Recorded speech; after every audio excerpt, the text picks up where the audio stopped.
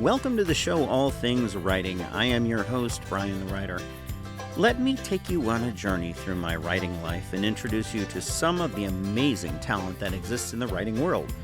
Whether you are looking for a little advice or just to catch an interesting interview, sit back, relax, and enjoy the show.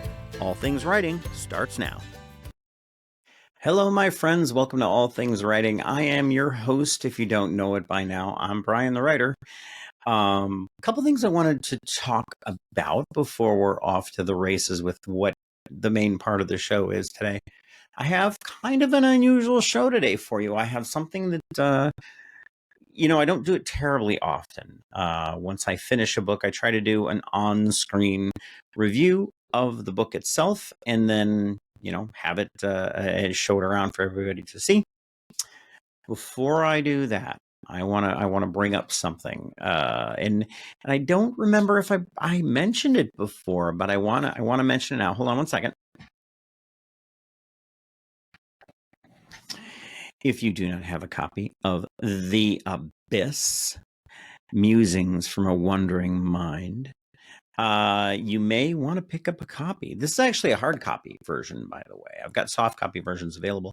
I am going to get some hard copies made and bring them to shows and whatnot, but you can actually buy them too. Love the way this turned out. It's I tell you, the feel of a hard copy is nothing cooler than that. I think so I'll read the back of it. I'll put it in my best dramatic voice. Did you ever have a thought cross your mind which came from a place so dark you question your sanity? These tales spring out of the creative mind, and if they are not captured, they threaten to pull the owner into a downward spiral toward insanity. Follow us now as we dive deep into these waters of the dark and dreary. Join us as we examine the chilling depths of The Abyss. Yes, The Abyss. So that's my latest book. It's not a real big one. This was just a kind of a thing I wanted to get out there. It's something I'd been toying with, and then Brian Grover of Brian's Quill made me think about doing something like this. So kind of stole the idea from him. Don't worry. Oh, sorry. Tired. It's been a long day. I stole the idea from him, but don't worry, I gave him credit in the acknowledgments. The Abyss, you can pick it up now. Here's a QR code for you. Bam. Go have a look-see. Go grab yourself a copy. I think you'll love it. Anyway, all right, onward. Generally speaking, when I am done reading a book, I do a short review for everybody. I talk about what I like, and I'm honestly, there's not a ton of things I generally don't like about most books I read. I am going to tell you one thing I don't like about one of these books, but until I'll get to that one last. I read 2 books recently, and I just finished them. It happens, actually, that I will tend to finish books, like 2 or 3 of them at the same time, because I'm usually reading them as I move about. I've got them in different places. I may keep one in the car, read it while I'm in the doctor's offices. I'm always in the doctor's offices anyway, so it kind of makes sense. And we get to the point where they're all done all at once. So I'm going to start out by talking about a book that, honestly, my friend Jim Wink gave me. He left it on my Dreams Wink. I love that name, by the way, James Wink. It almost sounds like a poker dealer or something. Anyway, the book that he gave me is The Last Pirate of New York, A Ghost Ship, a Killer, and the Birth of a Gangster Nation. This is a book written by Rich Cohen. Very, very good. Now, what it's a story written about Albert Hicks. Albert Hicks was a murderer in New York in the 1800s. He was the last guy that I think they charged under the piracy laws in the state of New York, and hung him for the crime. Interesting where they hung him. I'll get back to that. Hicks led a very interesting life. He was definitely a killer, ruffian, burglar, robber. At one point, he had made enough gold to be considered, by our standards, he would have essentially been a millionaire. If you look at the amount that he had at the time and you adjust for inflation, it would have been millions of dollars. So he was very good at being bad. However, he couldn't really keep his hands on it because he always did stupid things with it. And not that, doing crime isn't stupid in the first place. But anyway, he killed many men along the way. He was truly a bad dude.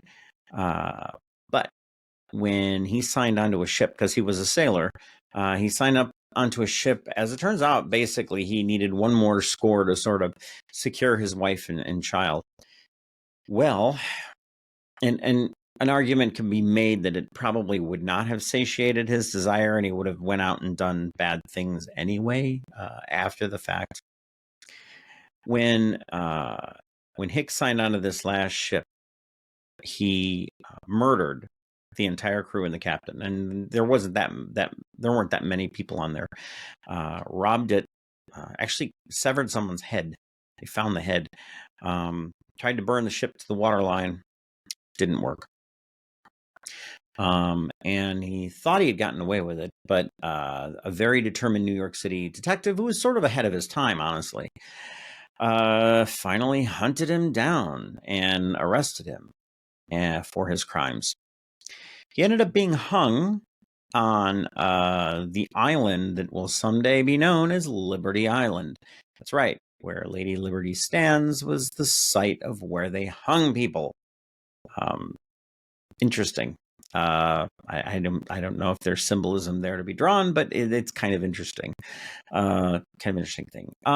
Very well written, and while it's historic and it is a nonfiction book, there are places where you can tell he's taken a little bit of liberty with thoughts and feelings and what went through people's heads at the time. He's making assumptions. You kind of have to in a book like this. You can't, especially if you're going to weave a tale that is absolutely breathtaking. This is a breathtaking tale, told very well, told very expertly. I really enjoyed this book. I don't read a ton of nonfiction, but this one was a lot of fun. Now, instead of taking this book and just sticking on my shelves behind me, I'm actually going to take it back to where Jim gave it to me in the first place, and I'm going to leave it there so other people can get it. I didn't pay for the book, and it's not signed, so I'm not going to hang on to it. By the way, if you have books that are not signed and you don't necessarily want to keep, donate them, pass them on. Books are portable magic, ladies and gentlemen. You can give them away. It's okay. As an author, I'm telling you, I give you permission to. If you have one of my books, you can move it on to someone else. It's fine. Not going to hurt my feelings, okay? All right. Anyway, if you pick up a copy of, The Abyss, Tales from a Wandering Mind, and you give it to someone else, and I see them reading it, I'm not going to be offended. I promise you. I might sign it, and if I sign it, then it's going to be worth gazillions of dollars someday, and then you're going to feel bad for having given it away. But anyway, back to my point. The Last Pirate of New York, A Ghost Ship, a Killer, and the Birth of a Gangster Nation. Very much worth reading. Go out and grab yourself a copy. I think you'll very much enjoy this book. So, I know one could make the argument it is nonfiction horror that I just talked about. Real life killer doing real life horrible things. I mean, the what he did to these people, pretty bad. He chopped off some dude's fingers. They found the fingers. It's pretty awful. And nobody's actually, the funny part is, nobody's really sure what happened to the wife and child, his wife and child after he was hung. Who knows? Went off in history. It'd be really interesting to go back and see if they could get like DNA evidence off of maybe lingering evidence still hanging. I don't know. Maybe there's stuff left in the archives in New York they could get the DNA evidence of, and see if they can find out what happened to the family. That would be fairly interesting to me anyway. I really would like to know. Curiosity. I'm just a curiosity kind of guy. I'm telling you, it's late. I'm getting tired. So, anyway, onward with the show. Let's not dwell. Rich Cohen, get out and get that book. I think you'll very much enjoy it. If you like a good tale that's very well told. There was, by the way, I usually make a comment about being well edited and stuff like that. It is very well edited. They did a nice job with it. I did notice like one mistake in there as I was reading, but like I love to say, this is this is who did this. It was a publisher that put this together. You know what? You're going to have an error in a book, even professionally edited. The best editor in the entire world is not going to get all the mistakes 100% of the time. It's just not possible. That is a superhuman Herculean thing. Even AI wouldn't do it. Okay, onward. I'm going to preface this half of my short show. It's going to be a short show. By telling you, ladies and germs, that the next book I'm going to talk about, it's kind of unfair for me to give a review of this author's works. The reason I say it's unfair to give a review of the author's works is because if you look behind me on the floor, there's no way you can see it, but I'll point. It's like down at the bottom of these shelves here. It's all his books. I'm kind of a super fan. I will tell you that I truly believe he's better than King at his best. Without a doubt, in my mind, I think he's better than King at his best. You've heard me talk about him. He's a friend. Love to see him at shows. Just an all-around great guy. Love it when I get new copies of his books. Then I can sit down and read them. I don't think I have anything left to read by him. I don't know. Maybe I'll bump into him soon at his show and pick up some more. I don't even remember what his latest one is. But Ronald Melfi, They Lurk. Melfi's writing style is one of those that you are I call it a grab you by the nose kind of book. Grabs you by the nose, it pulls you into the pages, and you can't get out. You just can't get out, and you don't want to get out. More importantly, in They Lurk, you have 5 novellas that he wrote from different places in his career, and he hauled them out and he got them up and running. And got them prettied up and put them in this collection, and I love it. They're not overly long to read, to be quite honest. But then again, he's such a great writer.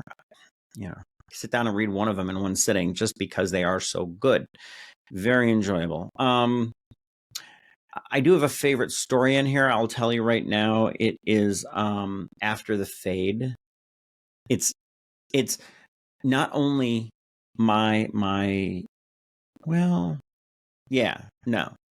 it's my favorite story in there total. But Ronald has always done something to me when I'm reading his books that drives me a little crazy, and he knows he does it. He knows. Come on, Ronald, you do this. You sometimes leave us with questions at the end of your book. And it's maddening in the most delightful sort of way. You, sir, are maddening in a delightful sort of way. I have been a big fan of his since I read. I think the first book I read of his was Night Parade, and it was just kind of off to the races from there. And like I said, there's 5 stories in here. All of them are great. There was, by the way, a collection of short stories that he was in. Oh no, it was ghostwritten. It was ghostwritten. There was one story in there? I don't know. I didn't care for it. It wasn't really my thing. But the rest of them were phenomenal. That was not the case with They Lurk. All of them were great. After the fade, there's a twist at the end, and it's a twist that doesn't really resolve itself, and you're like, what? But that is the magic of that's the magic of Malfi, to be honest. That is the magic of Malfi. If you put that on a t-shirt, Ronald, I'm gonna come get you, because you stole that from me, man. Or unless you put, Brian Nowak 2025 on it, that's fine. We'll go with that. Brian the Writer 2025. There we go. That's it. Call me for more ideas. Anyway, They Lurk, very, very good book, very well edited. I always bring that up because I think a lot of times people forget that behind a book like this, for example, this is from Titan.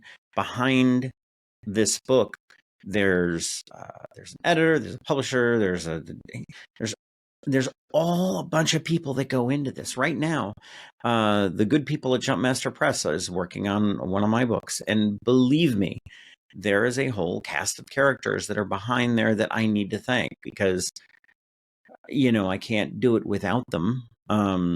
I cannot do that kind of work without them. And Ronald actually thanks them in his acknowledgments in the back, for putting the time and effort into helping make this book a reality. Excellent work. Ronald Malfi, They Lurk. If you like horror, you like the spooky stories, the things that go bump in the night, this is an excellent choice. You can't do better. And normally I come up with a end of the year, like, most favorite book. So far, this is it. I gotta be honest. This is probably my favorite read of 2025. Now, there's some months left in 2025. I understand that, but one's going to have to come along that's pretty amazing to kind of take its place. So I've got a few more minutes left. I'm going to talk a little bit about what I'm working on right now. Kind of a fun little project. It's more paranormal thriller than true horror. I've been working on a series of what turns out to be like 5 short stories. Actually, ironically, 5 novella length stories. I honestly started this a long time ago before I picked up this book, so I cannot claim that I'm stealing the idea from anybody. And every story has to do with a character who cannot die. They're Eternals. And because of that, they're put in a situation where they have to die. So they're trying to work it out. How do I make this happen?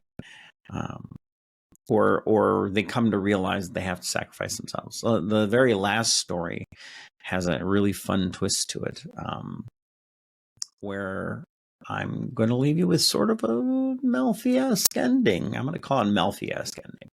You don't really know what happens because I don't really tell you, but it'll be great fun.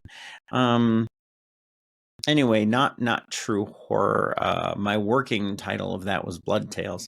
I don't care for that title at all. It was just something that I needed to call it, because if I don't have a name for it, then I can't talk to other people about it. Anyway, so that's about all I've got for this episode of All Things Writing. I want to thank you for hanging out with me. The Last Pirate of New York, A Ghost Ship, A Killer, and the Birth of a Gangster Nation, and They Lurk. Good books. go out and grab a copy of either one of these, and you're going to very much enjoy the reads. I know they're two different spectrums, but while you're at it, strongly consider pick up a copy of The Abyss, because you're going to enjoy it. Of course, a little shameless plug for this. My favorite story in here, without a doubt, is the shortest one. A short little tiny little thing I did called Thoughts at a Funeral, which showed up in a magazine at one point. It tells the story of a funeral, but from the corpse's perspective. I don't know. I'm in love with that idea. All right. Well, that's about all I got. Good night from All Things Writing. It's tired. I think I need to go to bed. I think I need to go to bed. Did I say it's tired? I'm tired. I think I need to go to bed. All right. That's it for All Things Writing. You all have a wonderful day. Thank you for tuning in. This is All Things Writing, signing out.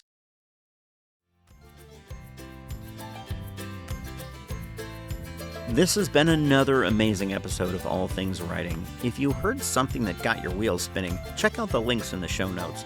Also, please follow the show and remember to leave those reviews. Those simple acts of kindness mean the world to us. Hop on over to briannowak.com, and that is Brian with a Y, and check out my latest novels. I'm on Amazon or wherever you buy your ebooks. And as a reminder, the music you heard on the show today was used under license from the artist Ryan Ancona. Thanks for listening to the show and have a blessed day.